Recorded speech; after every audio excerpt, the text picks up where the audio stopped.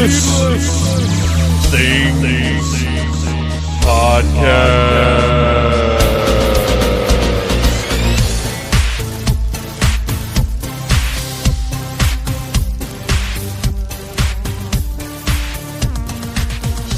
Hey, Fandomaniacs, welcome to the newest episode of the Needless Things Podcast, where we talk about toys, movies, music, and all manner of pop culture dorkery. I'm your host, Dave, and today's episode, this week's episode, is all about wrestling.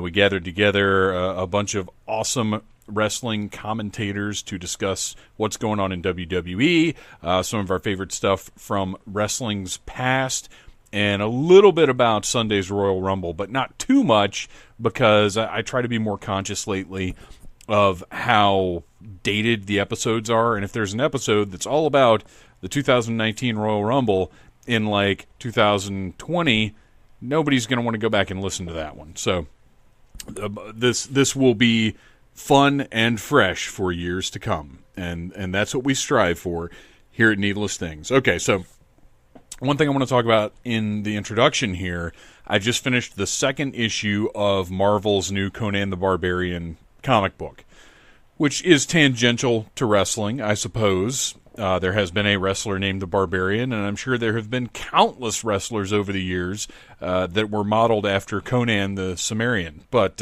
Cimmerian? Not Sumerian, Cimmerian, I think. Right? Whatever. So I signed up for this, one, because I like good Conan comics, and I was hoping this would be a good Conan comic. And the creative team on it, for right now anyway, are Jason Aaron writing, and another name I'm probably going to mangle, Mahmoud Asrar on art. Now, I follow him on Instagram. I've never heard him in an interview, which is why I have no idea how to say his name. But I've been following him since before I knew he was going to be doing Conan. I love this guy's art. It's perfect for Conan. And Jason Aaron, I mean, surprising no one, is just the right writer for this story. I love these first two issues. The first one is an oversized issue that establishes where we are in Conan's life at this point, and establishes sort of an ongoing story. But then the second issue is a completely self-contained story. It's fantastic. It made me very happy to see something that in other comics could very easily have been spread out over 6 issues or whatever, and Aaron nailed it in one. It's fantastic. I'm excited. And then there's a hint of that initial overarching story that was set up, because the arc is the life and death of Conan, which is great, but very clearly it's another of Aaron's long-term plans that's going to have plenty of stops and fun along the way. I'm digging the heck out of it. I hope this team stays on it for a good long while, because Aaron has just the right voice. You know, you get the narration that is, you know, if you've read Howard's books, it's a very certain way of speaking, but at the same time, and I can't remember who does the narration on the original Arnold movie, but I hear that voice in my head as I'm reading these words, it's great, and the art is beautiful. It's absolutely perfect, and it's violent and gory, and they're nice little touches. I actually spent a long time reading both of these, looking at all the little things in the background. I don't want to say too much because it's kind of a spoiler, but in the second issue, there's a little bit of business in the background that you could easily just skip past the panel, but if you look, you see there's something neat going on, and that's all I'll say. But there's a lot of stuff like that, lots of detail, lots to look at. It's just gorgeous. So this book, this absolutely gets my recommendation. If you're a Conan fan, I think this will make you happy. So there you go. That is item number 1 for this week's intro. Item number 2, if you are going to be at Days of the Dead Atlanta this weekend, I am not going to be there because I'm working nights, and there's just nothing to be done about it. But many of our friends will be there having fun, making me sad as I follow them on Instagram and Facebook. But go check out the Caught Dead Watching podcast live. That'll be actually tonight. So if you're listening to this episode fresh, good for you. If you're listening to it in the future, you missed it. But you probably missed Days of the Dead entirely already anyway. But Caught Dead Watching will be there all weekend. There are a couple of panels featuring our friends from the show. Some of the Needless commentary team will be down there. It's an awesome time. I hate it that I'm missing it, but I just couldn't use 36 hours of my time off to take time off to go to a thing and spend a ton of money. There is a part of me at this point in the year that's still trying to be kind of financially responsible. I'm trying to make it a lean year, you guys. Just because last year, the tax season and a couple of other unexpected expenditures hit us. I can't say hard. I don't really have anything to complain about, but it kind of made me think there are a few areas in which I could be a bit more responsible. So anyway, there you go. If you are going to go to Days of the Dead and spend a ton of money, go check out the Caught Dead Watching panels and our pals from Needless Things. They're going to be down there all weekend. The Casket Creatures are playing Saturday night with Elzig. It's an awesome time. It's going to be a great time. They've got a great guest list this year, so be sure and get out for that. One more thing that I want to mention that's neither here nor there nor relevant in any way, but I went to Kroger to do some shopping. To pick up some supplies for various things. And it's really weird because every Kroger is set up entirely differently. I went to a different one than the one I normally go to because usually I don't do a whole lot of grocery shopping, so I'm just stopping in on the way into work to grab a salad dressing or Bacos or whatever, some Diet Cokes, that kind of stuff. This time I actually needed to pick some stuff up, and I was not going into work, so this was a different Kroger. And this Kroger was really fancy. Like, they had this crazy frozen buffet thing in the back that you scooped out however many servings of these frozen pre-prepared meals. You scooped them out, put them in a bucket, took them up front, go home, and you warm them up. That's the deal, I guess. I'd never seen this before. They have the Starbucks in there, which I think most Kroger's have now. I don't know. I don't drink a whole lot of coffee, so I don't typically pay too much attention to that. But then they've got this whole aisle of gourmet nuts and yogurt-covered raisins and other things of that nature that you go through, and they're in these big plastic containers, and you get a little bag and drain the nuts into the bag, so to speak. Just a lot of things I hadn't necessarily seen in a Kroger before. But what they had that I did see was no matter what aisle I went down, there was always somebody trying to drive their cart up my ass. I don't know what the deal is. Like, clearly, I've stopped to look at something, or I'm slowing down to figure out where I am and where what I want might be. Like, I'm speeding up is not something that's in a part of what I'm doing at that current time in my shopping. So I don't know what you think you're going to accomplish by getting right up behind me with your cart in an aggressive manner.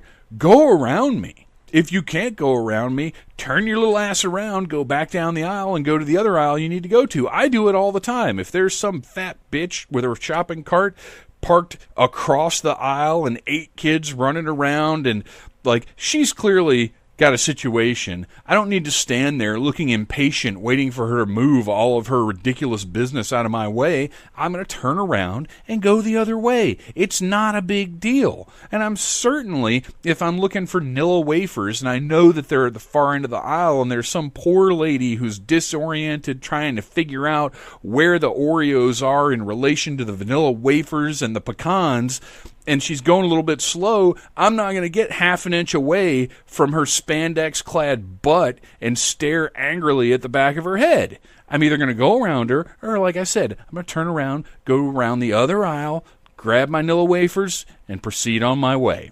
I don't understand what's wrong with people. But anyway, went to Kroger and had a couple of moments like that. Like, I had to figure out where a couple of things were, and then this one because it's different. And then I had to stop because in the toy section, they had the 11th series of the Imaginext blind bag figures. Now, these are not necessarily on my radar anymore because, sadly, Phantom Jr. has outgrown Imaginext, like, officially. Like, we had to have a conversation about it. Because it was probably, I guess it was earlier this year, where I was like, oh my gosh, look at this, look at this, look at this, this is all coming out. And he kind of had a disinterest, but didn't yet say, I don't want any of that. But we did eventually have a talk, and he's just not into it anymore, which is sad. But there are, in these blind bags, they've done a lot of the sort of generic Mattel version of the Universal Monsters. They'll do a weird thing here and there. They did one figure that's pretty clearly McGrady from The Thing. They'll do stuff like that. That's really cool. And when I see those, I'll grab them because they're very easy. They're not like the Lego blind bags where you have to like know Braille in order to figure out which figure you're getting. They actually are numbered on the bags. So if you look them up online, you can figure out what's what and get the ones you want, which I did today because the 11th series has 2 muscle men. It's I can't remember his name now. It's Terrible and the main muscle guy from the old muscle figures. They're both packed in one bag. They're rubber figures. They have no articulation, unlike the rest of the Imaginext figures, and they're great. They're that pink color. They're wonderful. Another one is a snake guy from Battle Beasts. I mean, that is absolutely what he is. And then another one is like an android from Adventure People. I can't remember if that's exactly what it is, but it's from when I was a kid. It's a clear green guy with circuitry printed on his chest. If you saw the original figure and you're around my age, you would absolutely know it, even if you haven't thought of it in decades. And there are Imaginext versions of all of those. And then there's also a guy in a hazmat suit with a broken faceplate and a glowing skull underneath. It's great. I love this line. So anyway, I had to pause there to examine the bags and find these 4 figures that I wanted to, or 4 bags that I wanted to get, because the 2 muscle guys are packed in together. So I'm squatting down, looking through, because of course they're on the bottom shelf. I'm looking through the bags, and I look up and I notice there are 2 Kroger employees, like at the far end of the aisle, kind of surreptitiously looking over their shoulder at me every once in a while. And then the lights actually brightened in the aisle. And I was like, oh my gosh, do they think I'm like with my cart full of groceries? Do they think I'm sitting down here like sneaking Imaginext figures? But then I realized the whole store had gotten brighter, and it went across 5 o'clock. So I'm thinking at 5 o'clock the lights just come up in the store, and maybe even those people weren't looking at me at all and were up front trying to manage the registers a little bit. So who knows? Doesn't matter. I got my Imaginext guys. I'm thrilled. I've got my provisions. I'm good with that. And all is well in the world, because now it is time to talk wrestling with some of Needless Things' finest and friends. And you guys are going to dig it. It should be a relatively evergreen episode. I'm trying to be conscious of that. So here it is, our big wrestling episode.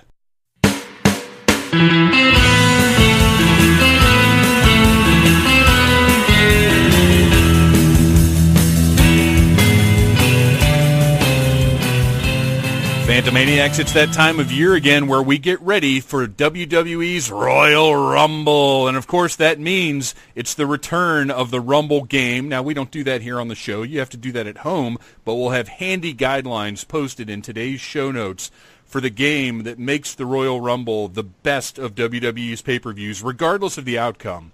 What we're doing here today is I wanted to gather together Needless Things' very best wrestling aficionados and talk about our personal history with wrestling fandom, what's going on in the business today, a little bit about WWE, a little bit about this, a little bit about that, and just see where the conversation landed us.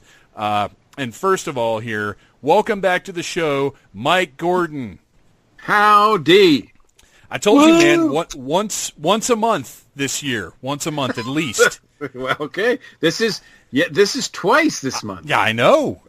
So, but fortunately, February is a short one, so that's true. And we've got a full docket in February, so we'll see. It's nice to have another one in the can in case some other month doesn't work out. And since this is the Dragon Con off season, I just wanted to have a little bit of a chit chat with Mr. Joe Crowe. Welcome back. Hello. How are you doing, and how excited are you for the Royal Rumble? It's my favorite of all the pay-per-views. I'm really kind of I wouldn't say I'm as pumped as I was last year, but probably pretty pumped. I'm saying very close to maximum pumpitude. Wow, maximum pumpage. That's pretty good. I got to say, at this point, I get more excited about just watching the Rumbles and playing the game than even caring about the outcome. Because WWE has kind of trained us at this point that, yes, it's an exciting match, and yes, the winner will be the Rumble winner, but in the end, it may not matter all that much. Exactly. Sure. And finally, our pal, once again, welcome back to the show. Rich, how are you doing? Doing good, Dave. Thanks for having me on. Thanks for coming on. I am very excited to have someone with your pedigree of wrestling commentary in on this conversation. I am bowing. No. Thanks. Yeah. Thanks for having me on. Now, where I want to start, as with many episodes of the Needless Things podcast, is with our own personal history, how we became fans, where we got started. And for me, when I was a little kid, and I've told this story before, but, listeners come and go. I don't know if it was this podcast or another one because my brain doesn't work quite as well as it used to.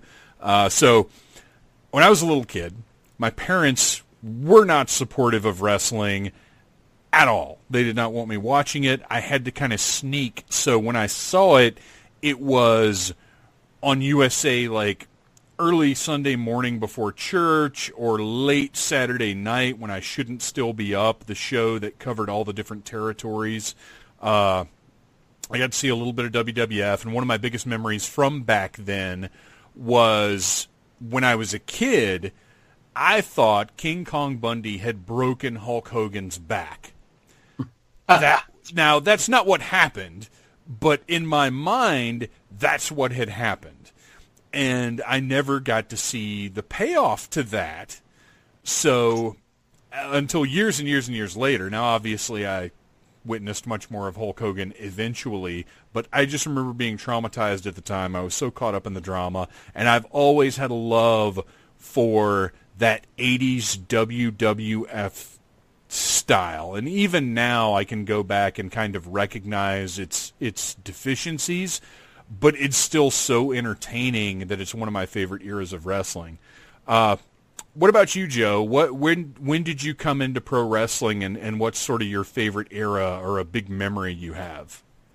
I first started watching local Alabama, or I'm from the middle Alabama, the deepest, darkest part of Alabama. And we had local TV wrestling with like a rotating cast of regular, regular dudes like Bullet Bob Armstrong. And I wouldn't find out till later that these guys that were on every episode of this show were the enhancement talent for WCW and the NWA, which I later discovered. And then I got into the 80s WWF like you, and the first live show I went to see was a closed circuit theatrical version of WrestleMania 3. Oh, that's beautiful. So I got to see Steamboat and Savage in a movie theater. Wow. And it was that's what started the whole thing for me. Now, let me ask you guys, because that's an interesting thing that happened with that, is that they had the closed circuit broadcast to movie theaters or wherever that you could go, and obviously you're not going to get to see the live event, but you're watching it live with a big group of people. And this is what I used to do in the late 90s and early 2000s was we would go to like a bar, sports bar, Barnacles, Hooters, whatever, whoever was carrying the pay-per-views, and we'd go watch them there just to be in a live audience environment. What would you guys think, like, if that came back, if you could go somewhere to watch it with other people, other than the Phantom Zone, would that be appealing to you guys? I'm surprised that Fathom Events hasn't worked out a deal with the WWE, really. You know what? Yeah. That is a very good point, but I'm sure the answer to why that hasn't happened is money. Well, sure. That's what it always comes down to. And I don't know, maybe it's a different mentality. Maybe theaters don't want a lot of like drunk, people like that in the audience. I don't know, but in any case, I used to watch Mike Faber and I used to go to some sports bars and watch WrestleMania every year. A few years ago, so I always enjoy watching it in front of with a lot of people. Yeah, I mean it's great to. Well, it's like seeing, if you see a movie the premiere weekend, it's a much different experience than if you go 2 weeks later, and the theater's got like 3 people in it. But seeing a big exciting movie with a packed theater is a completely different experience from seeing it with just a few people. And it's the same thing with wrestling. Having that energy of a live audience, even if you're not actually watching the product in person, is different. I had a similar experience that Joe Crowe had, but mine was WrestleMania 6. And it was at the Sun Dome in Tampa, Florida. So this was a huge arena, not a movie theater or anything. I mean, there were thousands of people there. And it was on a big screen, and the closed circuit thing. You couldn't just get it at your house. So the story goes, my mom took me because I was a diehard WWF fan, and she was deathly sick that day, but she took me anyway. A mother's love, right? And I just remember the energy of the crowd and just everything about it, and it's a great memory for me. And I also remember during the last match, of course, Ultimate Warrior versus Hogan, it blinked out for like a minute, and the crowd, there's going to be a riot. Oh my gosh! Yeah, but that happened with me at WrestleMania 3 with Hogan and Andre. That's funny. Well, and if you guys remember, that happened for real. It was one of the WCW pay-per-views. I can't remember exactly which one it was, but it was Goldberg versus DDP. And they ran over the time limit, and the pay-per-view hosting company shut the pay-per-view off. Yes. And we were watching that, and actually our buddy Noel should be checking in sometime in the next few minutes here. He was with me when we were watching that one. Dude, that was volatile, and I can't, we were just in a little apartment. I was so mad. I can't imagine being, again, with a large group of people reacting to that kind of thing. Now, on both those occasions, what was the time frame on the signal coming back in? I mean, I think it was out for like a minute or so, maybe 2 minutes. But, that's a minute of hell. Yeah, it really is. And I'm like, I'm like 9. I was born in 78, so whenever WrestleMania 6 was. But, I was like, actually, I probably was 11. But anyway, nonetheless, it ruined my day for just a little bit. But then Ultimate Warrior beat Hulk Hogan, and I was fine. I think it's pretty awesome that the WWE Network glitches on purpose to give us that same feeling, like we had in the old days. It does. It gives you that real that nostalgia kick that no. But look, we're trying to help you. Exactly. No Hulk Hogan appearance can equal the excitement of the signal loss. Exactly. I mean, for just $10 a month, what do you expect? Well, yeah, and that's a fair point. We actually discussed recently when you and I talked about, let's not get too deep into the WWE Network pricing. Right. What about you, Mike? Where did you come into the wrestling biz? I came in much, much later. To be honest, I really have only been seriously interested for about 20 years now. When I was growing up, it was there. I do remember it being like a thing. Certainly, I can recall, Hulkamania really, literally running wild, and seeing, it on TV, the cartoons, the programming, the Cyndi Lauper videos, all of that. But it wasn't until like much later in the late 90s, as part of, I guess, the tail end sort of the Attitude Era. I remember catching it occasionally on TV and being really intrigued by what I was seeing. And then I happened on one night, I can't remember where I was. I was in a hotel, and I caught the documentary Wrestling with Shadows on A&E, and I was riveted. I was just absolutely riveted because I knew that there was behind-the-scenes stuff with wrestling, but I just never knew exactly what was going on behind the scenes, and that really opened my eyes to the whole industry in a way that I hadn't seen before, and really caused me to take it very seriously. And I've been a fan ever since. I mainly stuck around, with the WWE, WWF, but I've dabbled in others as well.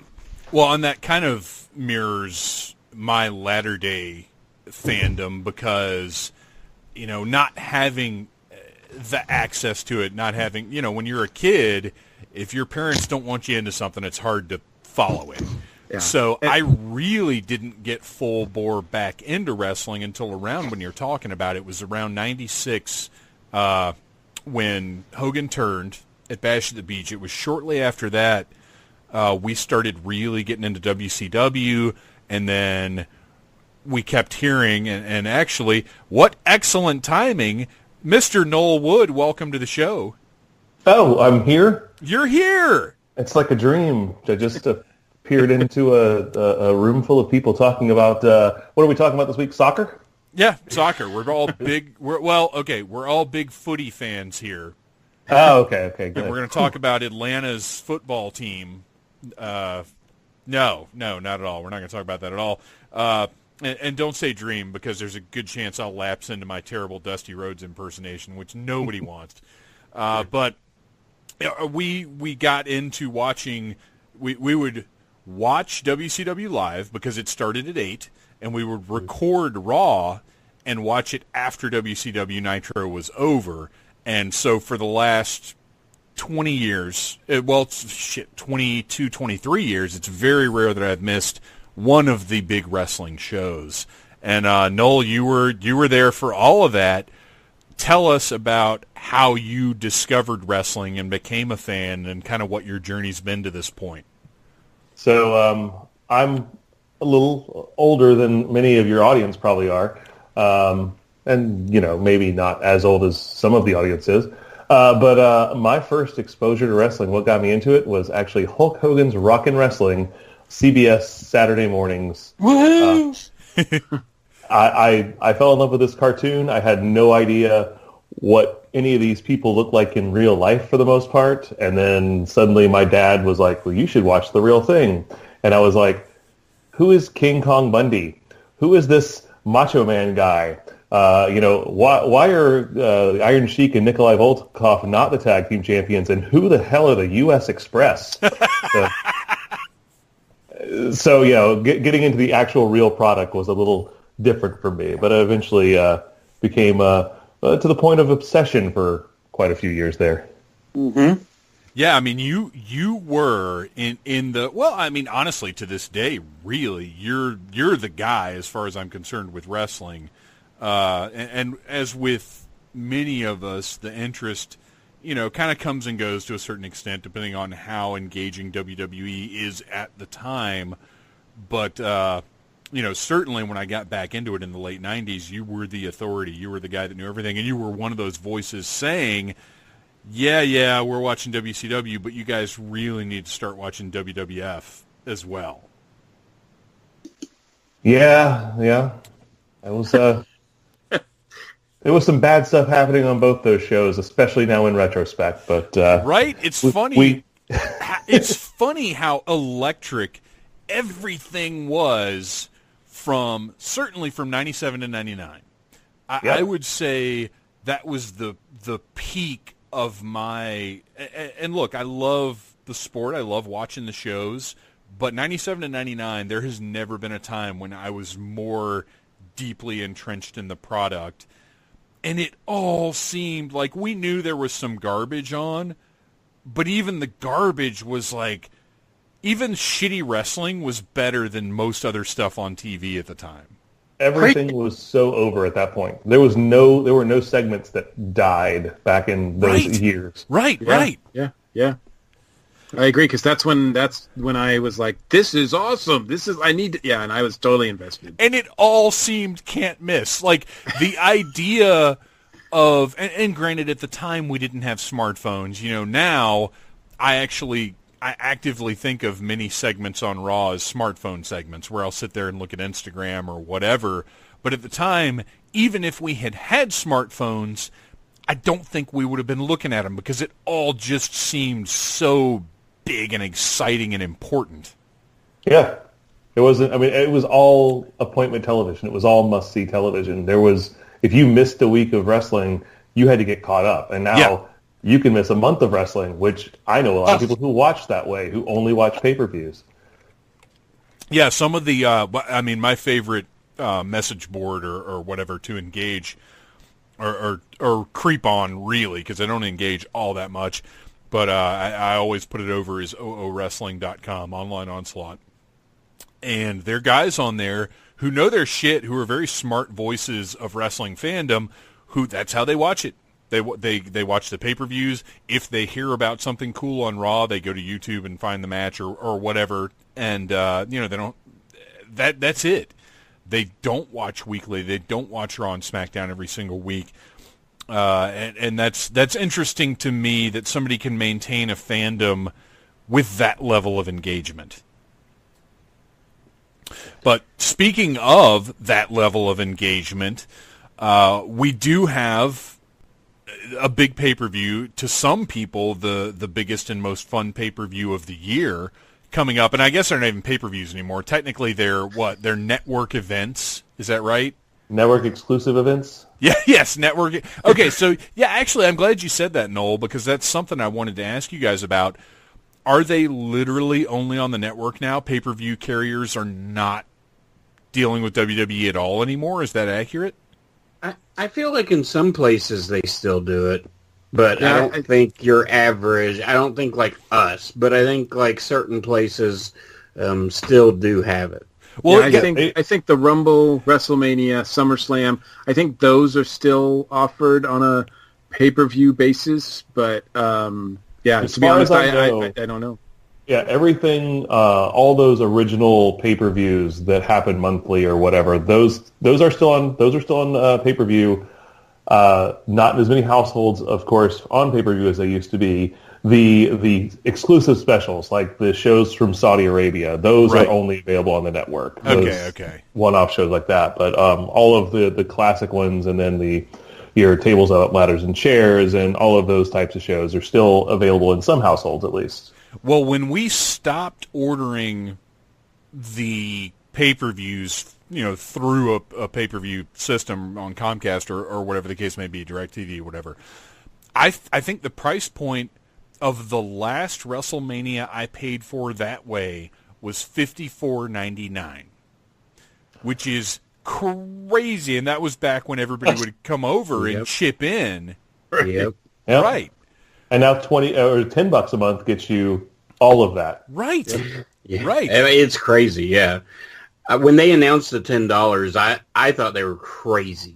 I think it's the best deal for a streaming service. I don't care if you're a wrestling fan or not, but the amount of content that they have is insane. I don't even watch it that much. Yeah. But, I get my money's worth just by watching it a few hours a month, because if I watch a pay-per-view, I've already got my money's worth. Yep. Absolutely. And all the other shows are just gravy. Yeah, WrestleMania is like half. Right. Yeah. Yeah, because I actually think the last pricing I saw for Mania, because I was an early adopter of the network, because I knew it was something that I was going to want to keep up with, whether it was the original programming, the archives, or the current pay-per-views. I just got in on that. But I think the last pricing I remember seeing was $64.99 for WrestleMania. Which is ridiculous. And then, of course, JBL, one of the only things I can actually get behind him saying in the last few years was when he was actually berating people for still buying it on pay-per-view. Yeah. Of course, Vince was here the whole time. It's like, yeah, that does make sense. Why would you spend that much money on a show that you can watch, countless hours for $10 a month? Right, and even if you're not a fan of WWE's current product, the archives that they have on there are insane at this point. I mean, they have almost all of the regional archives for the old territories and everything. I mean, it's really crazy. I think there are only 2 or 3 that they don't have at this point. I mean, they literally bought the competition. I mean, you can watch anything. I mean, at this point, I don't know if we really want this, but we're just waiting for TNA to go to be on it, it's crazy. I haven't checked in with TNA since Don Callis and Scott D'Amore ostensibly took over. And do you have the Pursuit Network on your cable system? The what's so that many again? people do. And that's the thing is TNA. My gosh, I mean, I want to believe with those guys in charge, they have to be doing a better job than the last time that I watched 4 years ago or whatever it was. They are. But did you say they aren't? They are. Oh, they are. Yeah, Okay, they are. Yeah, I mean, TNA hit a good peak with Broken, Matt Hardy and stuff. Sure. And all that. So, and then they faded out a little bit, and then they came back.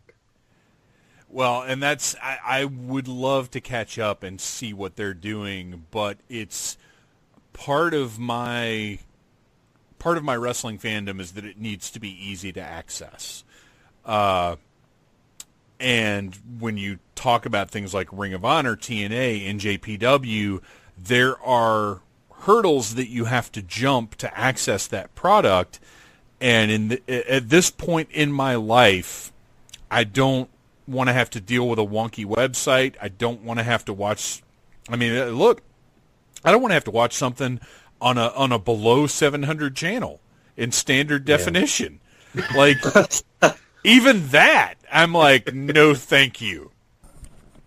But anyway, we should move on now because we are here to discuss all of the eras or different eras. What's going on right now in WWE? What how our fandom has been shaped, that sort of thing. And I want to talk about what's going on right now. Do you guys have a favorite storyline that's occurring in WWE at the moment? Let's start with Joe, actually. First of all, are you current with what's going on? I'm pretty current. After WrestleMania last year, I took a break from the network because I wasn't getting work done. I'm a freelance writer based in my house, and I was like, yeah, I wonder what happened on the Royal Rumble in 1997. Boop, boop, boop, boop. And so for my own well-being, I had to drop the network. So I've been watching it on Hulu. And what you get on Hulu is you get half of Raw and then SmackDown and NXT. I got to tell you, I feel like half of Raw, like that idea appeals to me so much. It does. Now, I can actually get through all of Raw, and all I'm watching is an hour and a half of it. Right. It's not bad at an hour and a half. And then when I check back to see what they didn't put on Hulu, I'm like, yeah, I get it. I'm like, yeah, I see why you didn't. Yeah, absolutely. But they don't like chop the matches up or anything. It's just they're just whole segments that you just don't see. And from what I hear from friends that watch on Hulu, which is most of the commentary team, the segments that are gone are not anything that you regret missing. Here is what I've missed, I believe, in the past month or so of just watching on Hulu. I've missed Elias fight Baron Corbin 12 times. That sounds accurate. Missing it, Bob.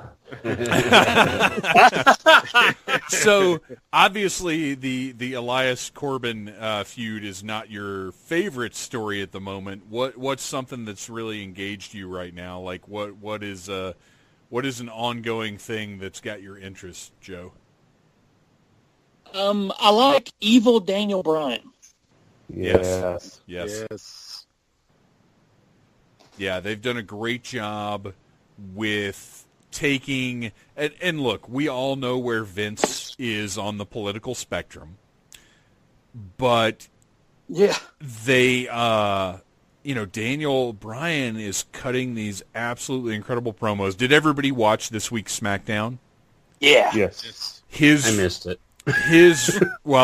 He refused to get in the ring with AJ Styles on moral principles and cut this blistering promo about how upset he was that Vince and AJ didn't castigate the viewers for their poor economically or ecologically unfriendly ways and all sorts of what Daniel Bryan has been going on about lately, and just really that guy.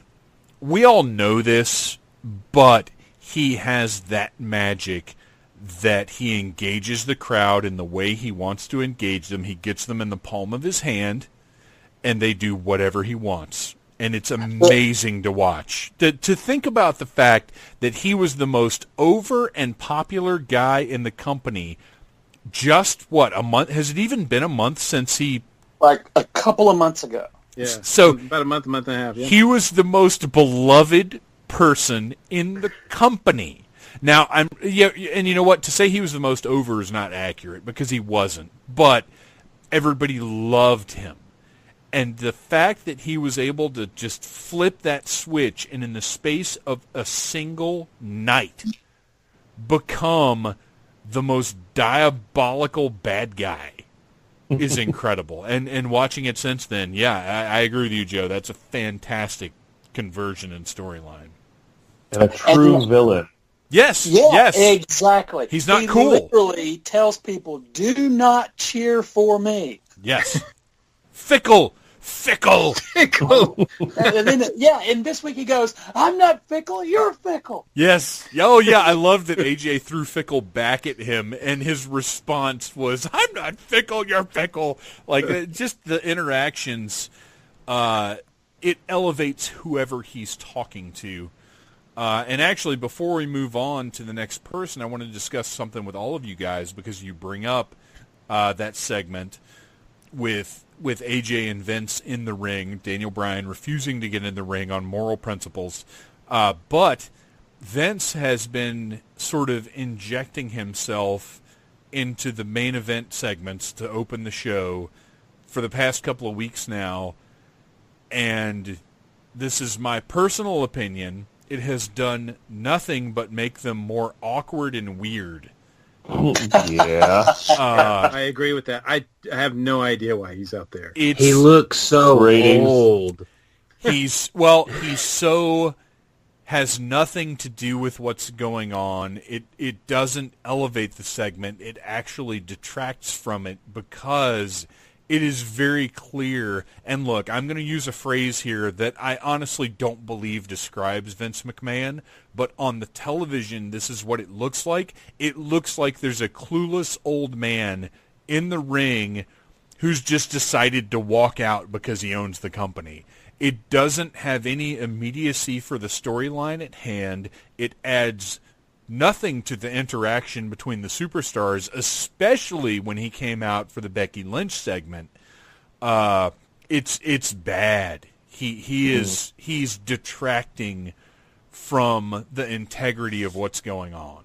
Well, he's there for the same reason they dragged John Cena back out for the last few weeks, because ratings have been in the toilet, and he feels like the only way to actually get people watching is to pop the show with some big names from the years past. But I will say this, I feel like Cena's segments have worked and have been interesting and have been big moments.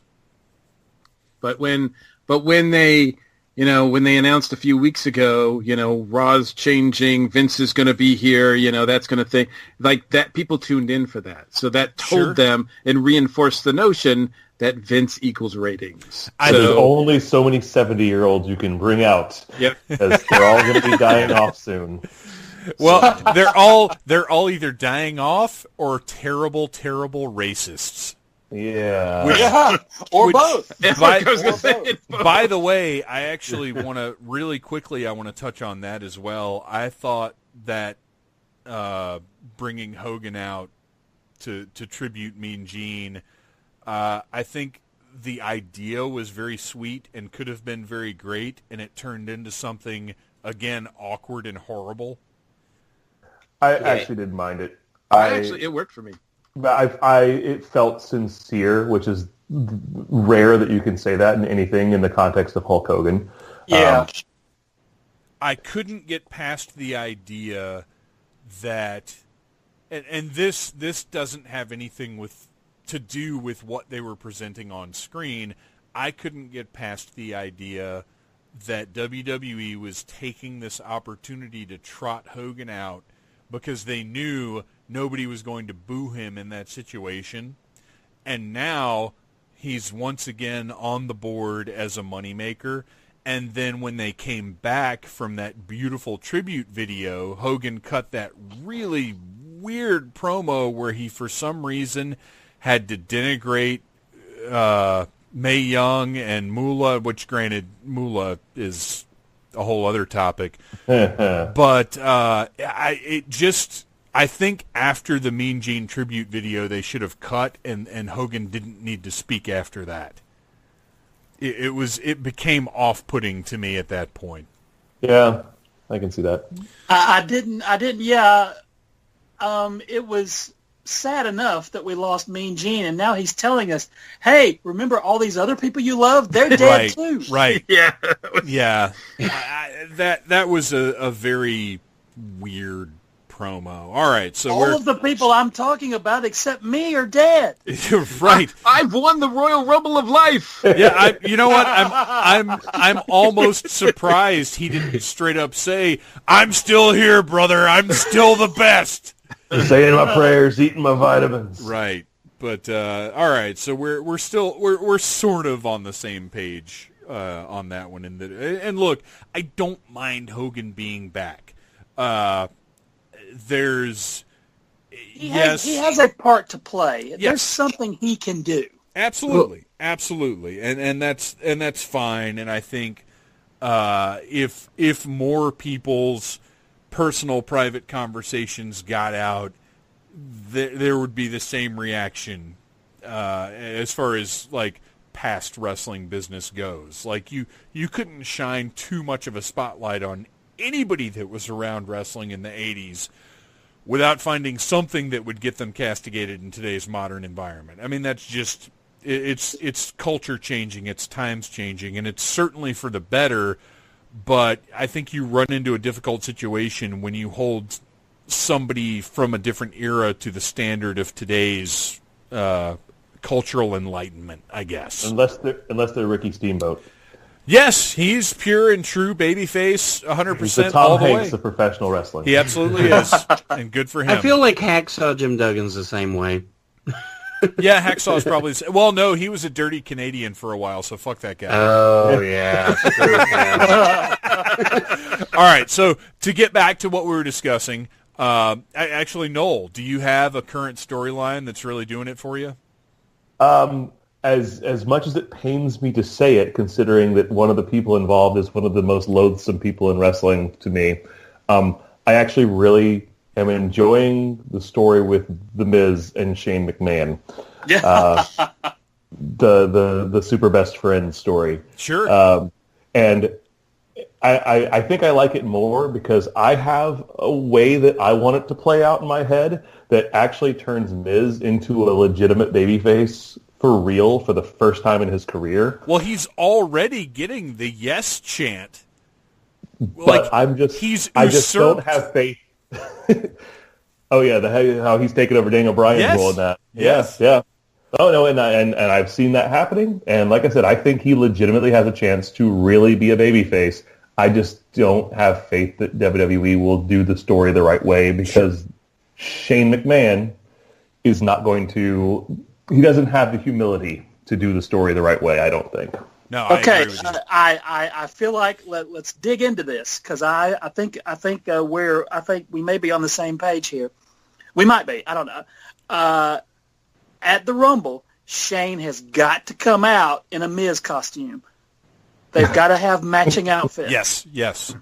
Are we agreed? Well, on it that? won't. I mean, it's not going to be literally like Miz's trunks and everything, but he does have to show up in something that matches what Miz is wearing. It has to happen. He can't do the exercise pants and the jersey. Right. He can't do that. At least I have.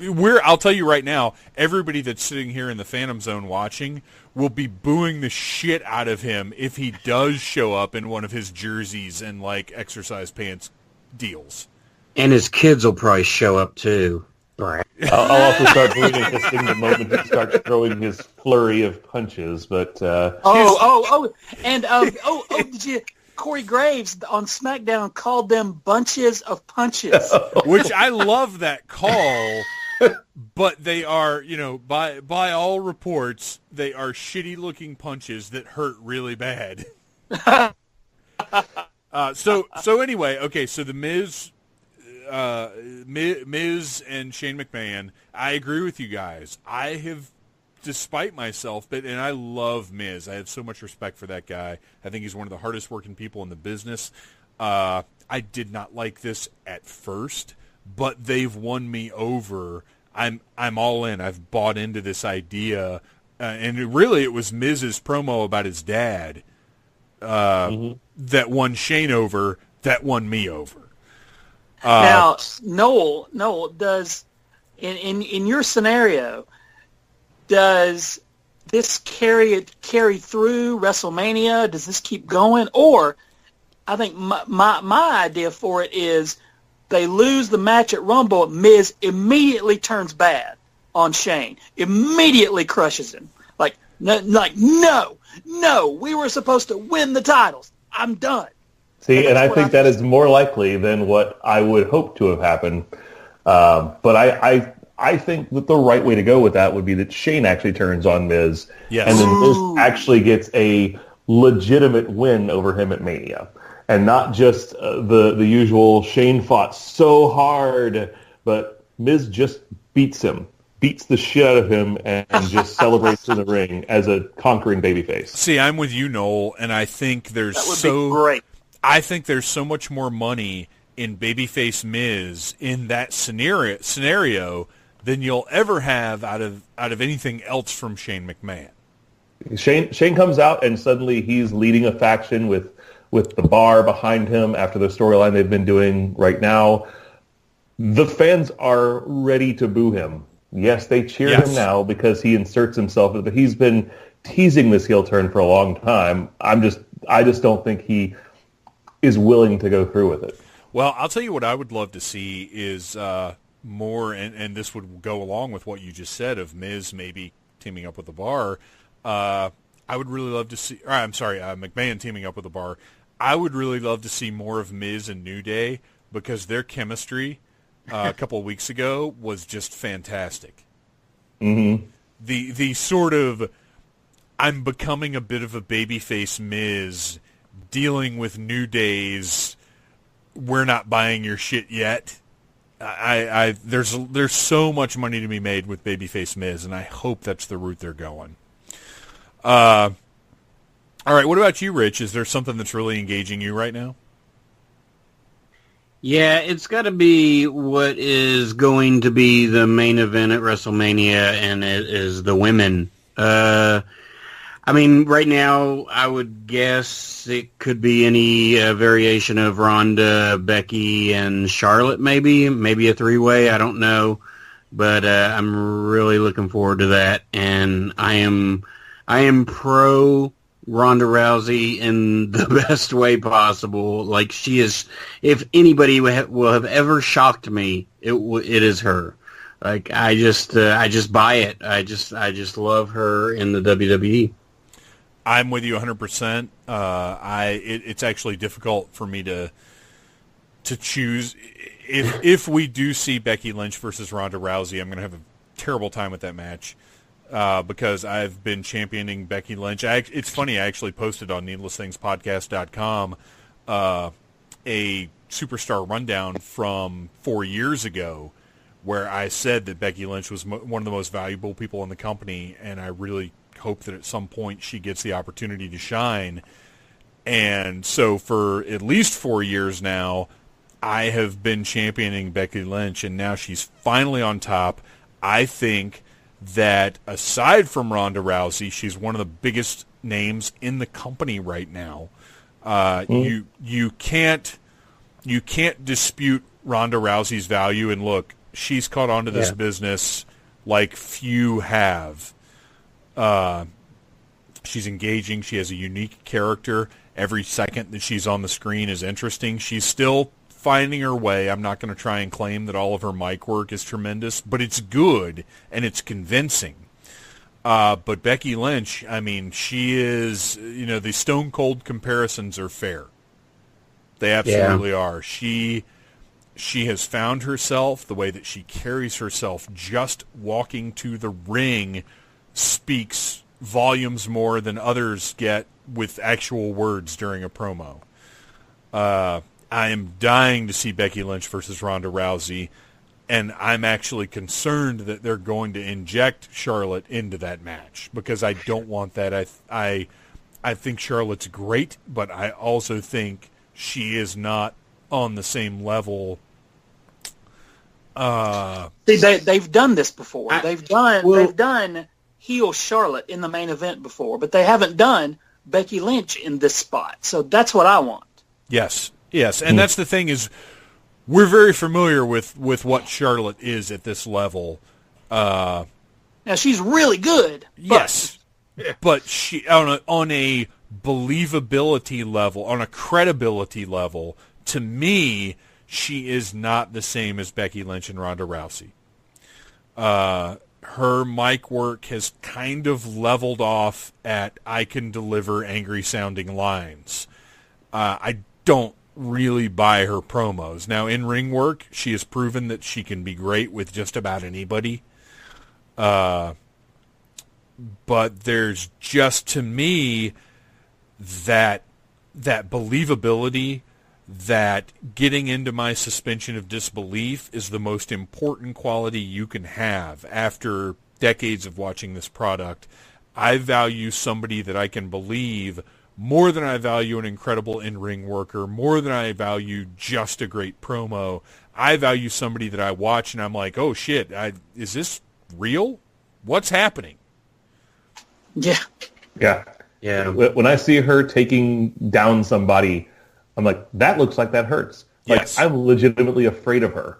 I believe with Rousey and Becky Lynch both that prior to segments they say, look, we're going to make this look good. That's our priority. So deal with that.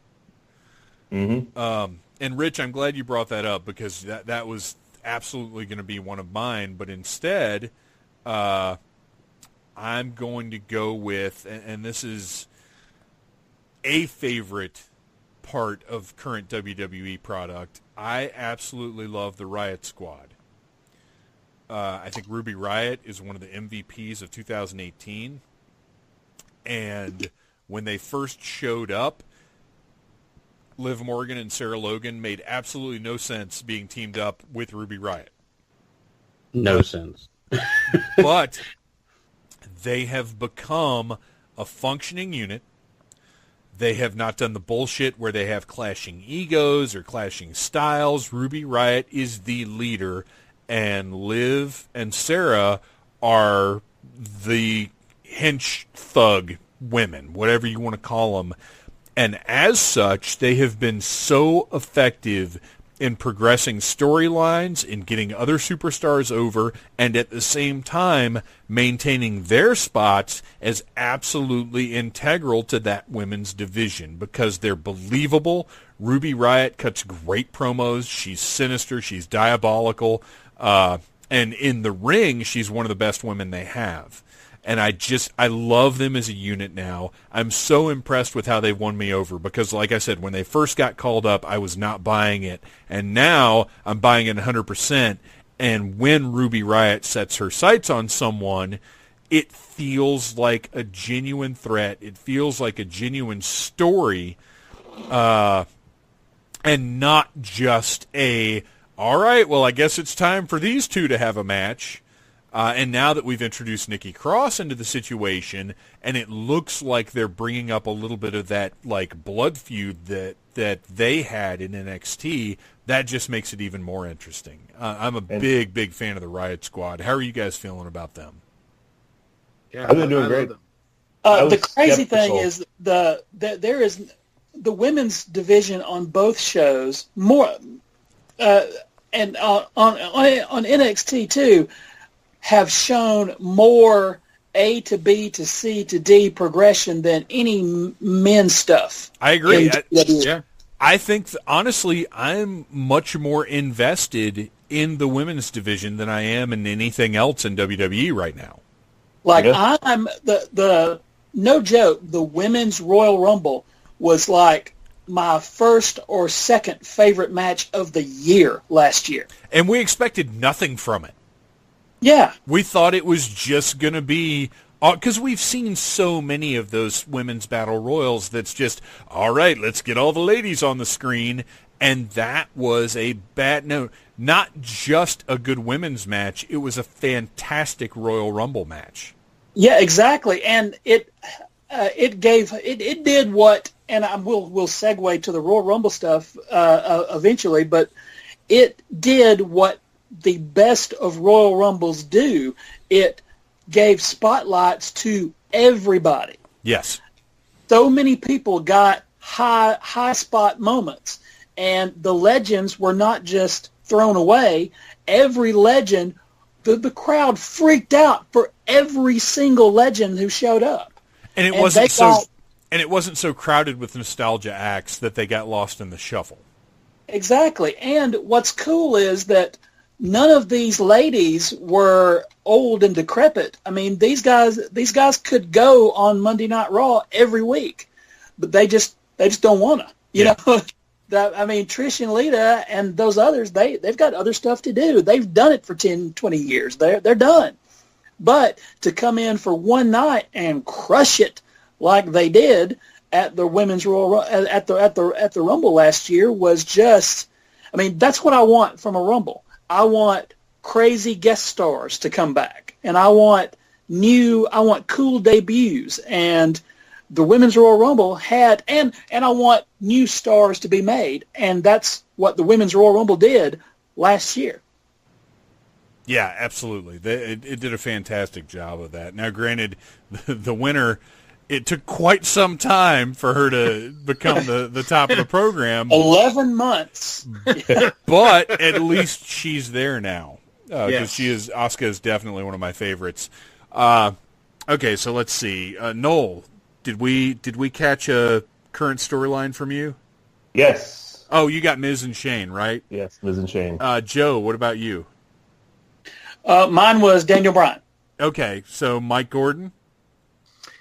Well, I mean, I was going to say the women as well, just because they're the main reason I watch now. They really are. I don't have Hulu, but I make, thanks to the fast forward button, Raw is like a little over an hour program for me. Yes. Sure. Thank you. But, when the women are on, and, we mentioned the big names, of course, but also like Ember Moon, Sonya Deville. I mean, they're just solid all the way down. Sure, there's still some weak links, some divas still there, but I got to say, like, both outside the ring and inside the ring, they're really the reason that I watch. You need a couple divas there. I think that you have to have that balance. Yeah. I think having a couple of that are kind of throwbacks to that makes the ones who are not seem that more outstanding. Well, it's the classic pro wrestling thing of you have different people good at different things. Like, you don't want everybody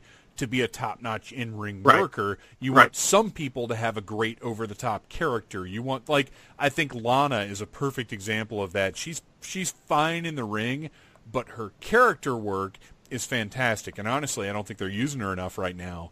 No, she's forgotten how to be a good manager, though. That's the thing that I don't like about her. For some reason, she has no idea on what to do anymore. And I'm like, she used to be one of the best. Well, it's because they have no idea what to do with Rusev. Well, that's part of it too. But so since we talked about the women a lot, I guess I'm going to take the opportunity then to talk about, I guess, my other favorite thing in the WWE right now, which is NXT. Now, I'm not going to go over like the whole storylines and everything that's going on there, but I will say, for the last few years, people have been saying to me, NXT is the best show. NXT is the best WWE program. NXT, you got to watch NXT. You got to watch NXT. And I would watch the takeovers, and they would be really solid. But I just couldn't spare watching another hour of wrestling a week. I just couldn't do it. Sure. So last year, after the takeover, I think at WrestleMania, I decided, I'm like, you know what? This product is so good. I need to continue to watch this. And if the other shows, suffer, then the other shows suffer. But I need to give NXT a chance. And I have fallen in love with NXT to the point now where I completely understand where people are coming from when people get called up in NXT and like are not used very well and not booked very well, and which is just about all of them. Yeah, because this is the first. These six or so people that are coming up now, right? Yeah, is sort of my class, right? This is the class that I've been watching, and I am so scared for them. How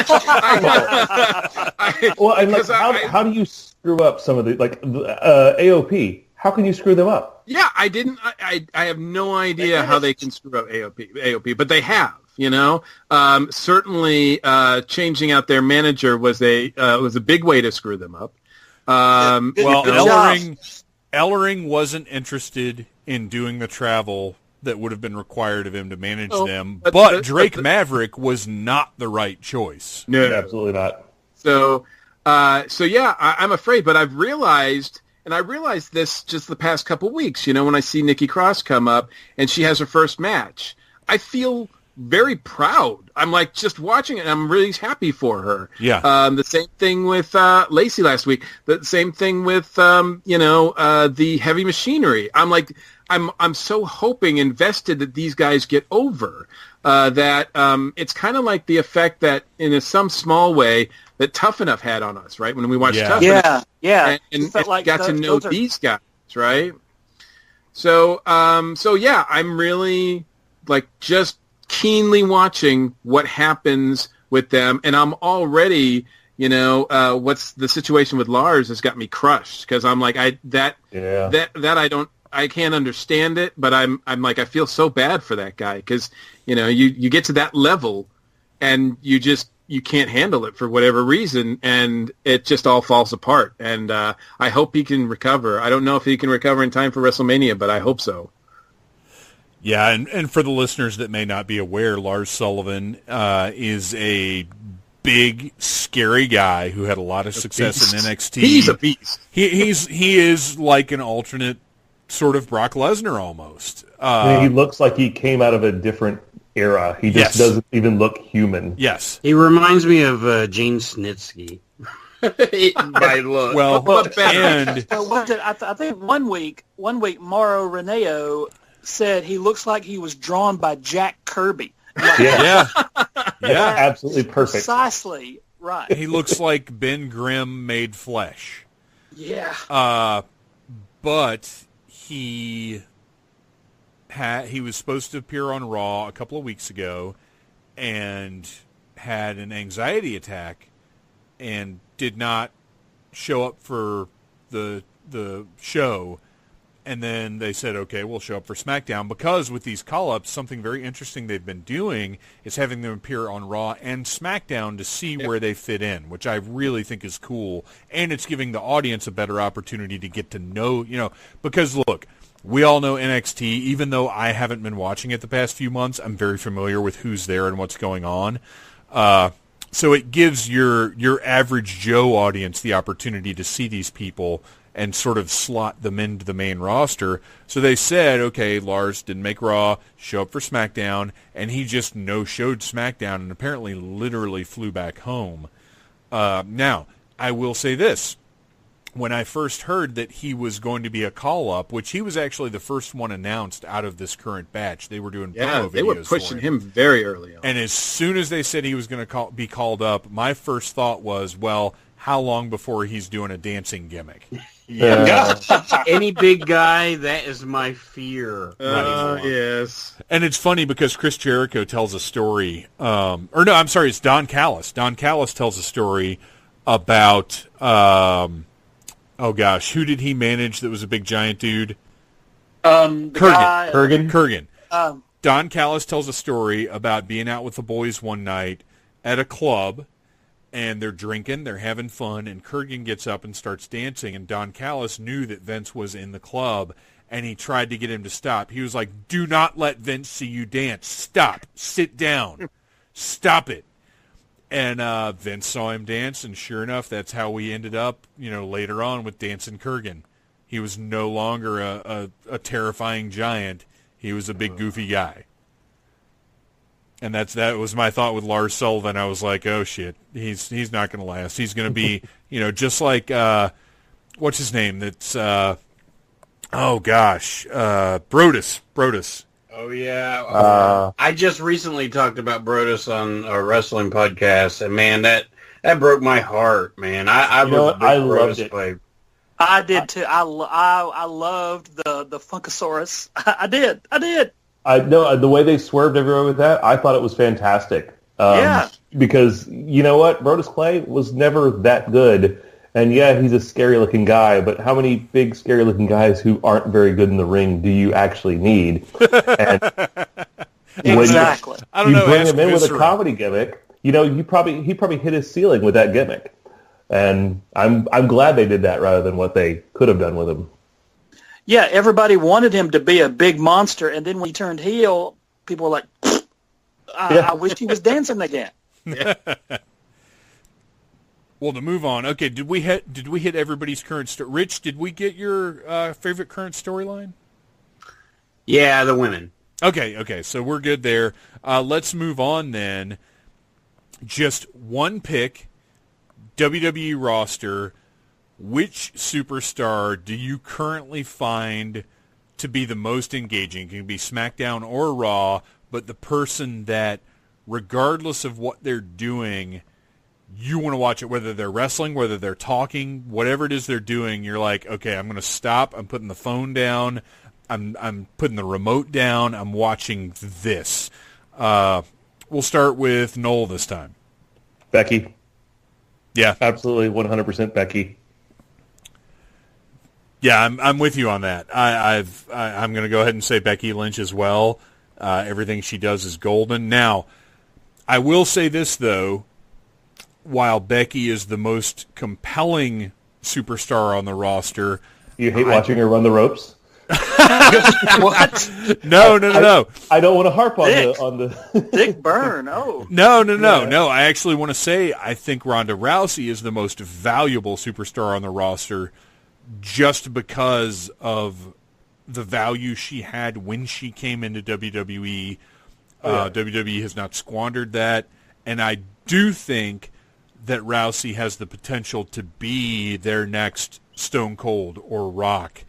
But of course Rousey comes in from the outside. Yes. Becky Lynch is not going to get ESPN headlines just for everything she does because she's only known to the WWE audience. But I think she has crossover appeal, and I think that she could be in that level. She was in the Marine 5. What more do you want? There you go. But that's why I want to see Ronda and Becky be a one-on-one match at Mania, because if you do a triple threat, you're not going to elevate Charlotte and Becky in the same way that you would if it's just Becky versus Ronda. I think there's more money to be made from elevating just Becky and making her get that attention for facing Ronda Rousey and making her the public name. I think that's the way to go. And that's the match people want to see. Everybody was dying to see that before Nia fucking Jax knocked her out. Right. And then look, before everyone cheered Charlotte for beating Ronda down with a cane. Yeah, and that's, I don't quite understand that faction that still doesn't seem to get that Ronda's doing a great job, but whatever. And also, how focused in on this whole 4 horsewomen versus 4 horsewomen that I don't think is as much money right now as some people seem to think it is. Now they got to build that for the next year. That's next year's WrestleMania. That is not for now. Now Shayna Baszler is awesome. Oh, she's fantastic. Oh yes. Yeah, she's you got to do something with the other two for like another year before you can. Right. Before it means anything. Yeah. Well, Joe, since you spoke up, who is grabbing your attention the most right now? Baron Corbin. Just kidding. Oh, look, I could sit here and make an argument for Baron Corbin being one of their top superstars. I think he has embraced that character. I think every minute that he's on TV, he's making the most of it. He gets a huge reaction from live crowds, more so than most. And He's Vicky Guerrero. And he's a straight-up heel. He is not cool at all. I like that guy, and I admire what he's done. I mean, the change is certainly better. He's much more watchable than when he was sort of a biker dude. Well, he was just a very generic, like, he looked like a creator wrestler that anybody would have made in, like, 2002. That's literally, yes, you are correct. That is precisely right. The guy that people have been telling to shave his head for years, and thankfully he finally got around to doing it. And Mrs. Troublemaker's reaction was, oh, he's kind of cute. So many people need to shave in Raw, but so many. Well, not only some need to shave their heads, some need to stop wearing extensions. Thank you. If there is one thing I could change about WWE, believe it or not, it would be that the women would stop having shitty extensions in their hair. It's ridiculous. I think Sasha's extensions are causing her forehead to grow even bigger. Yeah, well, and that's no. That's a thing. That's when the way that they're woven in, it actually does pull the hair back, and that's why when you look at Alicia Fox, she's got a 5 head. That's why I worry about Ronda with these like super tight braids that she's doing up against her head. It's like, oh, you're going to be bald in 5 years. Yeah, but for her, in her case, she just does them for matches. It's not an all the time thing. But still, yes. Way to get away from that. But at least Ronda keeps her hair out of her face and doesn't look like a dumbass the whole time she's having a match by having to move her 3-foot long extensions out of her face every time she does a move. Anyway, I'm sorry I have a problem with the lady's hair. So, Joe, who is your actual pick? Oh gosh, it's tough. I like Samoa Joe's promos. Yes, he's very real. The results of his matches are not what I want them to be. Sure. The word I'm looking for is baffling on that one. Yeah. Thank you. Yes. Well, he did win against Mustafa Ali, which I think was the right call. And he shouldn't be where he is. He should be up with he should be like a Brock Lesnar level type dude, and he's just not. Well, at the very least, he should be a guy that we're discussing as a potential Rumble winner, and he isn't. Exactly. But I dig him, and I want to see his matches. I am happy that he is not in TNA anymore. I'm happy that he is on a major show, which he deserved years before he made it there. And so that's cool. I feel like, and not just because we have the same name, but I felt kind of some ownership over Samoa Joe. I felt like, well, this poor jerk. I watched him job out to Val Venus on Impact. Yeah. I feel like I owe him. I owe him something. Well, and it's interesting. It's the same thing you guys were talking about with NXT. Is I started watching TNA back in 2002, so I saw AJ back then. I saw Samoa Joe when he came in. I like all these guys. It's still, when I see them coming out on Raw or SmackDown, I still get a little like, holy shit, I can't believe this is happening. Exactly. And if you look at the history of how the WWF and WWE have used outside talent, they really aren't treating Joe that badly. That is 100% true. And who would have ever suspected they would have done that with AJ Styles? Oh my gosh, right?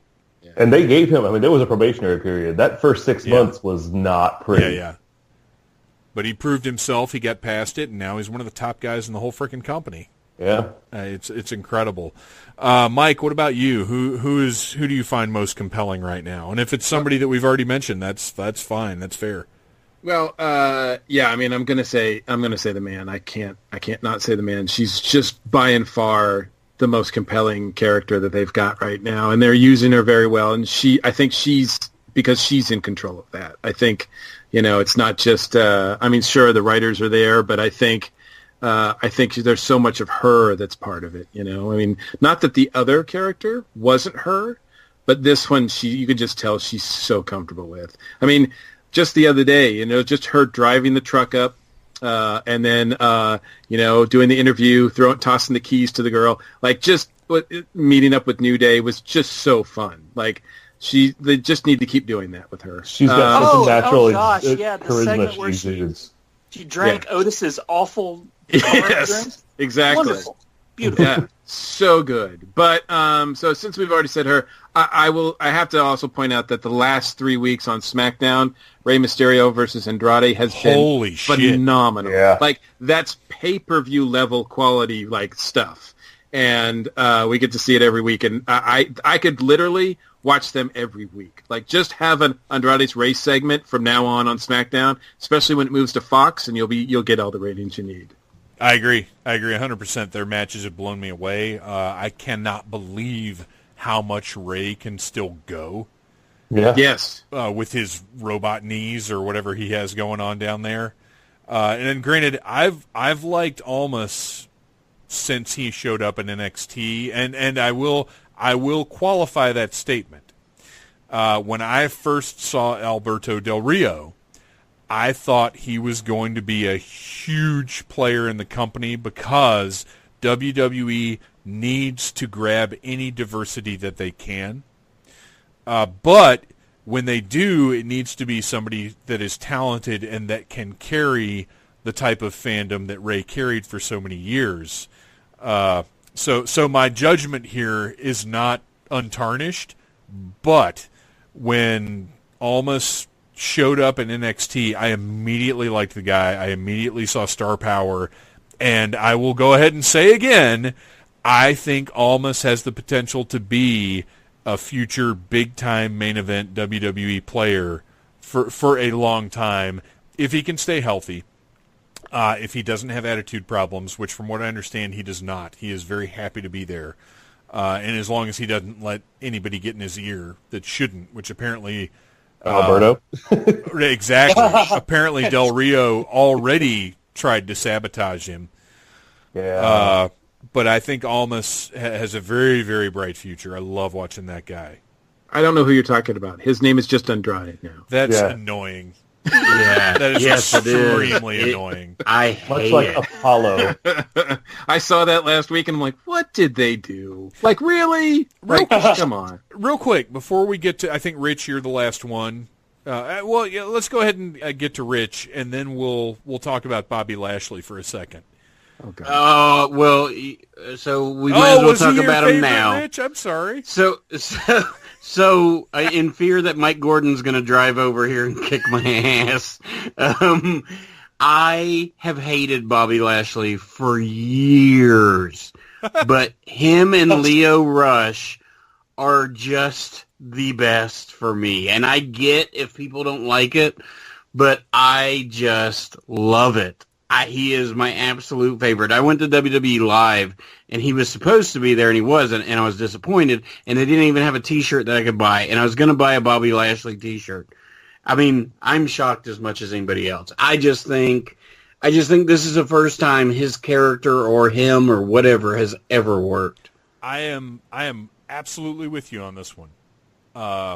I never thought much of Bobby Lashley. The only time I was really engaged with him at all was when he was WWE ECW champion and was feuding with Rob Van Dam. I thought they had some really entertaining matches. I bought him at that point. Outside of that, I've never cared for Lashley.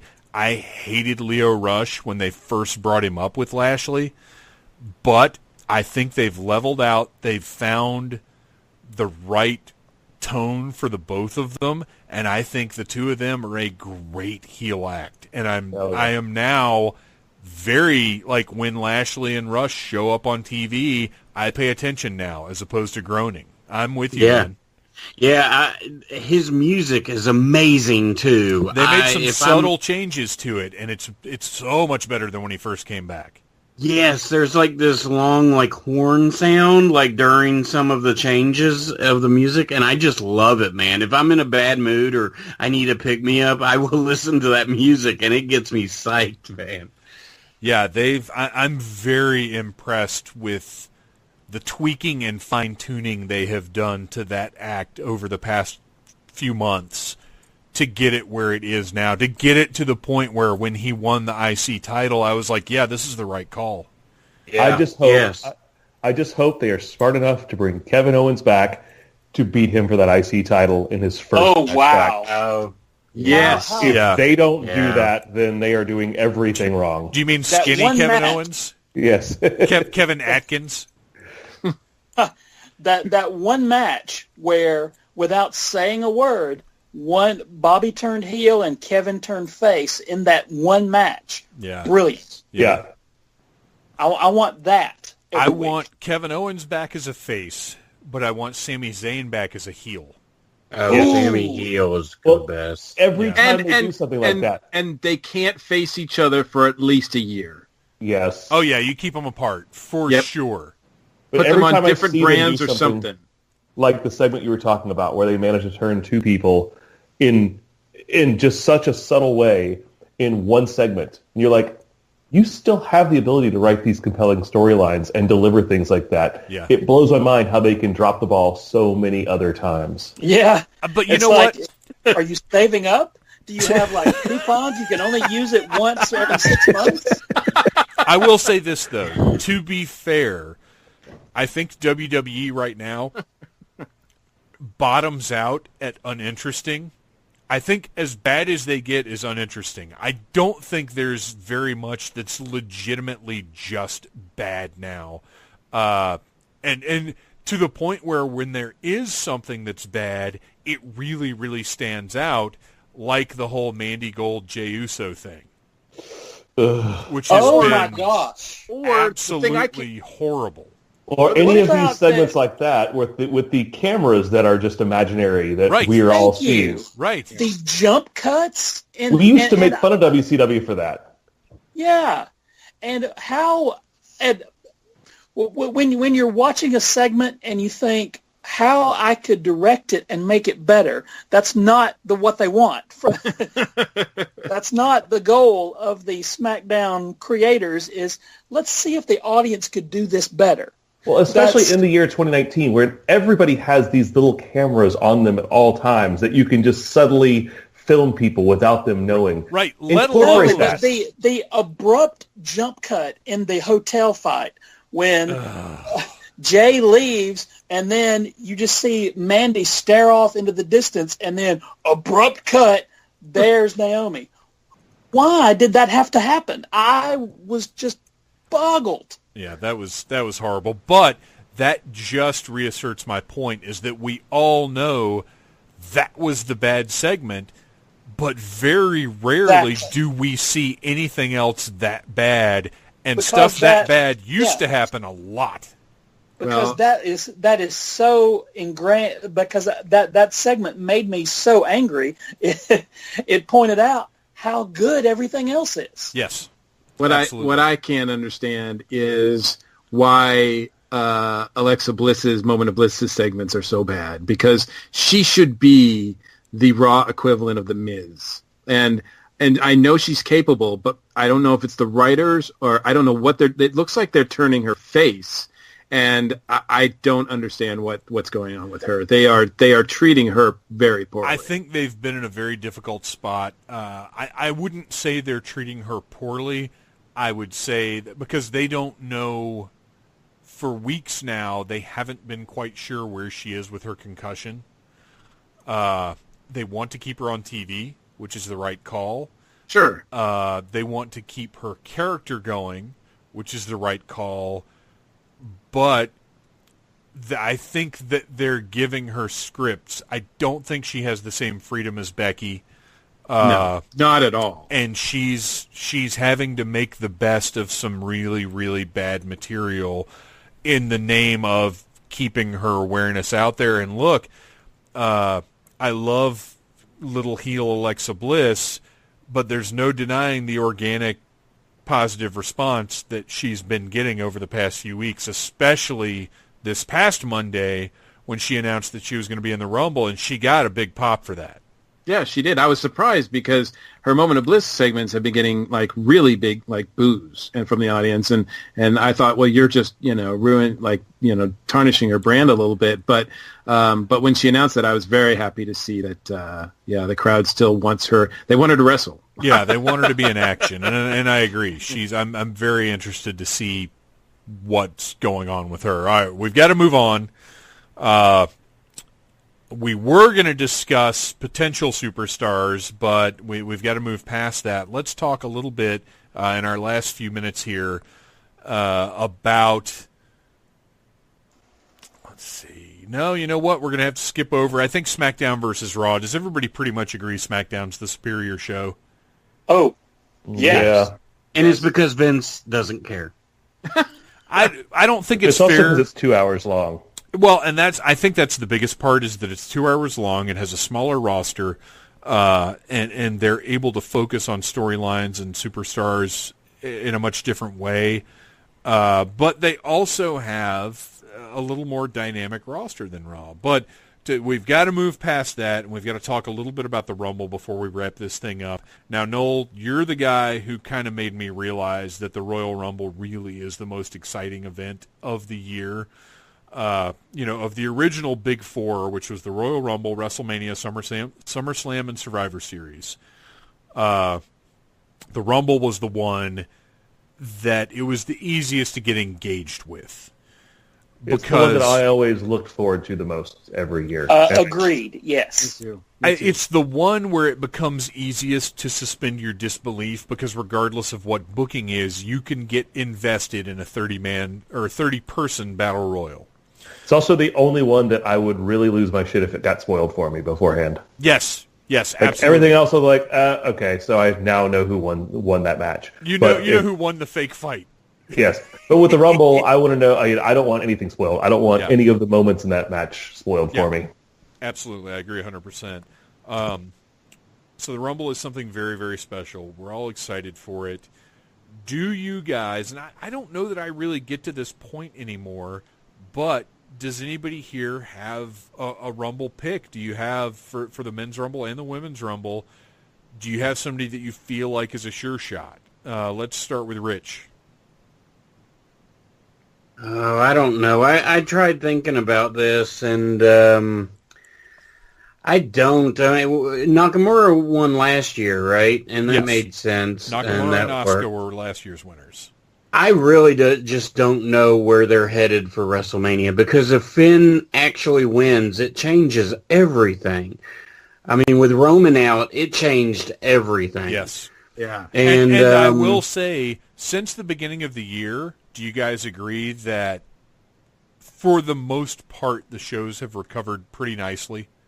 Oh, yeah. Well, since it died at that one night, since Monday Night Raw died in whatever city they were in. Yeah. Oh, that was bad. I'm terrible at picks. I'm terrible at guessing things. Yeah.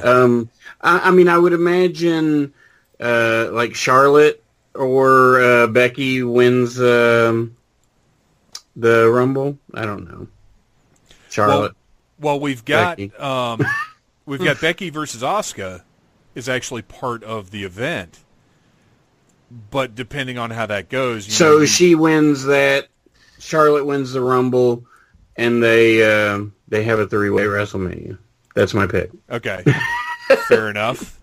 And for the men's side, Bobby Lashley. Okay. I'm going to say for the men's side, and this is not my personal preference, but I think it kind of has to happen. I think Seth Rollins is probably a really good candidate to win the men's Rumble.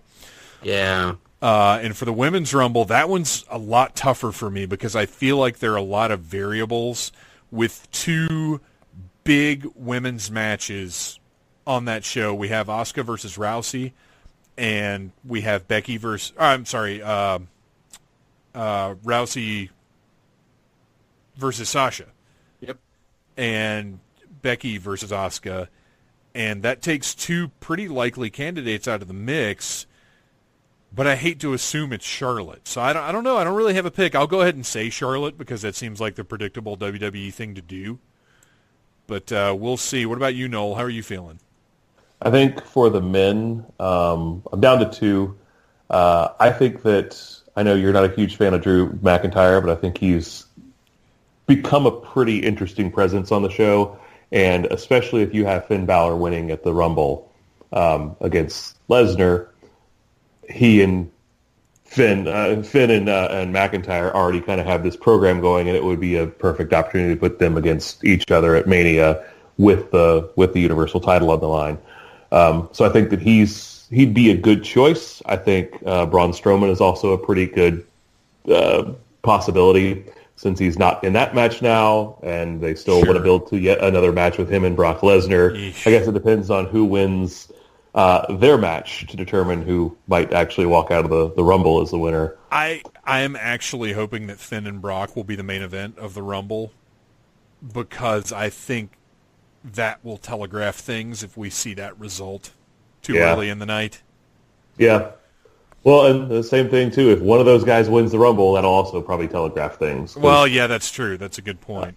But you never know. They do tend to kind of change things. There's always the Elimination Chamber where someone might lose a title or give up their shot. These things, nothing is ever set in stone, obviously. Well, and I do like that the Women's Elimination Chamber has already been established that it's going to be for the women's tag titles. So we don't have as much uncertainty or leeway there. Like whatever they nail in is kind of unless they do 2. They can always do 2 women's elimination. Although I still think the roster isn't big enough to do tag team champions for the women just yet, especially if you're going to try to keep it on one brand. If you're going to have separate Raw and SmackDown shows, which they're going to have a lot more of when there's a separation on Fox, right? You're not going to be able to have as many. You can't promote the other show as much as you do right now because they're on the same network. So yeah, and then for the women, as much as Charlotte seems like the most obvious winner, I want to see Carmella win it. Sure. And just to add on to all of the like unbelievable things she's done in her short career as a wrestler, right? I'm with you. And the fact that she's number 30, and I love her in Truth right now. Yeah, they're so great. They're great. Joe Crowe, who are your picks? I like Carmella too, and I didn't honestly think until Noel said that well, she could win. That would be great. The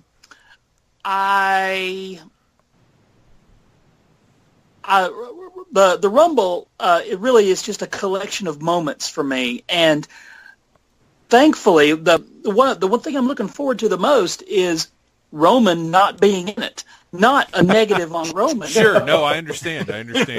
We all Wait. here want the best for Roman Reigns. Yes. Now hang on. We don't know how his recovery is going. That is true. We know he could can't pull be a number John 30. Cena, and he could pull a John Cena and be back in 2 months, like John Cena has done like 8 times. Now, I hate it because that would be the only way you could probably get Roman back booed his first time back, is if you brought him back to the surprise Royal Rumble. Yeah.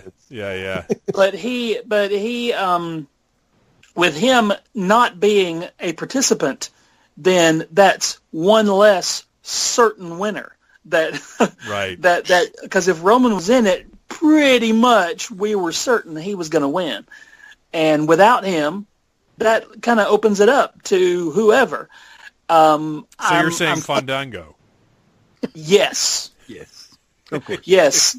Or maybe Kurt Hawkins breaks the streak. No, Maybe I don't Rumble want is him. it. I don't want him to break his unvictorious streak. Yeah, I don't want him to ever win, ever. I was going to say, what then? Then he's going to have to get a new shirt. Right. Exactly. Well, he has to, technically, he has to get a new shirt every time he does a house show. That's true. Yes. So, Joe Crowe, your final picks are Carmella and Fandango. Yes. There you go. Excellent. I love surprises. There you go. I'll buy that for $1. Mike Gordon, why don't you wrap it up and tell us who you think is likely? For the men, I'm going to go with Seth. It seems like over the last few weeks they've kind of been moving Seth, maybe trying to test the waters to put him in the Roman position. Mm-hmm. And I think it works. And I'm a big Seth fan, so I would like to see that. So I'll say Seth for the men, and then for the women. Look, if I had to put money on it, I'd have to put money on Charlotte just because that's a safe bet. But I would like to see, and I had this feeling kind of before Charlotte was announced to be in it. I had this feeling that Ember Moon would be a really great pick. She could have a really good push and get out of it, and it would really elevate her to I think where she should be. Well, there you go. That's solid. I'm a big fan of Ember Moon's. I don't know that her main roster elevation has gone quite as well as I might have hoped, but you're right. A Rumble win would be very cool and would certainly get a big response from the crowd because the crowd does love her. And with that, we got to wrap this thing up, you guys. Noel, where can we find you online? What are you up to? Well, you can find me on dorkdroppings.com very sporadically. I'm not up to much more than trying to buy and sell a house and get married in the course of the next 4 weeks. So my life is all sorts of exploding with anything but doing fun things on the internet. Rich, Rich, go ahead and just list all 12 podcasts that you do weekly. Well, I'll just say you can follow me on Instagram and Twitter at NerdyLaser. All the links are in the bio, and nerdylaser.wordpress.com. You can find out all the things. I've got a horror podcast, nerdy podcast, and wrestling podcast, so check it out. Joe Crowe, what are you up to? Where can we find you? I'm on the social medias at Joe Crowe, Y-O Joe Crowe, and let's see, I am ring announcing a lot lately. I'm doing shows all around Alabama. I'm a ring announcer at little wrestling companies like Victory Championship Wrestling in the very large city of Munford, Alabama. Ooh. It's so much fun. I am having an absolute blast ring announcing and doing backstage interviewing and running from wrestlers when they throw stuff at me. Isn't that the best? Acting like a chicken shit in the face of heel wrestlers is one of the most fun things ever. Yes, I have been. I'm doing it literally in 3 days, and there's a wrestler named Jackson Vile, and his character hates me, and it's great. It's great. That's awesome. There's no better feeling. Mike Gordon, where can we find you online? Well, you can find me at newlegendmike.com, and that you can see all my books, and that says a link to the Airstation 1 podcast, where you can find me weekly as well. But, of course, you can find me monthly, at least in 2019, here on the Needless Things podcast. There you go. Awesome. Guys, thank you so much for coming on the show, talking about wrestling, and let's go ahead and look ahead to Sunday, and let's get ready to not get sued for copyright infringement and say wrestling! And normally for our wrestling episodes, I really like to use the old WWE. It was one of the first WrestleMania theme songs. It's an instrumental version. It was Linda McMahon's music for a while. The do do do do do do do that deal. But now that the show is on YouTube, which, by the way, it is on YouTube. It's on Stitcher. It's on iTunes. It's on the Podbean app. I think it's everywhere. I think it's everywhere you can get podcasts. But now that it's on YouTube, they are conscious of copyright stuff, so I can't use any copyrighted music because it may result in the show getting taken down or not posted in the first place. So I can't do it. Can't do it anymore. It kind of made me sad when I was putting the episode together. I was like, oh man, I really missed that. Something to keep an eye out for on the toy front, in addition to those amazing Imaginext figures I talked about in the intro, the new series of WWE Retro Hasbro figures are hitting. It looks like the last wave or two went straight to discount stores, which really stinks because New Day is in that wave, as well as a couple others that I'd really like to have. But I mean, New Day is must-have for me. And I've got to start looking in all the, like, Ross and apparently Five Below. I know Rich found some in Five Below.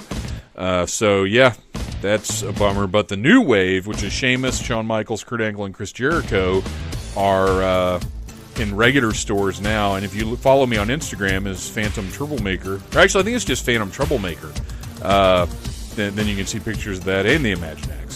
And that's all I got this week. We'll be back next week. Love you guys. Thank you for listening to the Needless Things podcast. You're the best. You can find the show on iTunes, Stitcher, Downcast, or in the ears of a Trader Vic's employee. Love you. Mean it. Uh-huh.